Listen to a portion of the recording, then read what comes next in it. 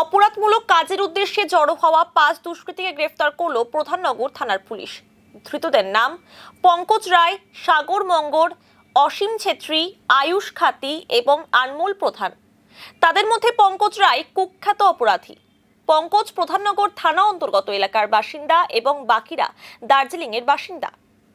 জানা গিয়েছে, বৃহস্পতিবার রাতে গোপন সূত্রে পুলিশের কাছে খবর আসে যে 46 নম্বর ওয়ার্ডের রাজীবনগর এলাকায় বেশ কয়েকজন দুষ্কৃতী অপরাধমূলক কাজের উদ্দেশ্যে জড়ো হয়েছে।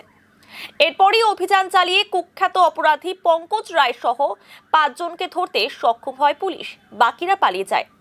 ধৃতদের কাছ থেকে উদ্ধার হয়েছে ডাকাতির কাজে ব্যবহারের বিভিন্ন সামগ্রী।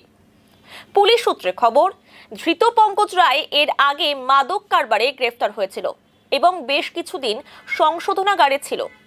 সংশোধনাগার থেকে বেরিয়ে ফের দুষ্কৃতী কার্যকলাপ শুরু করে সে। ধৃত 5 জনকে আজ শিলিগুড়ি আদালতে পেশ করা হয়েছে। গোটা ঘটনার তদন্তে পুলিশ।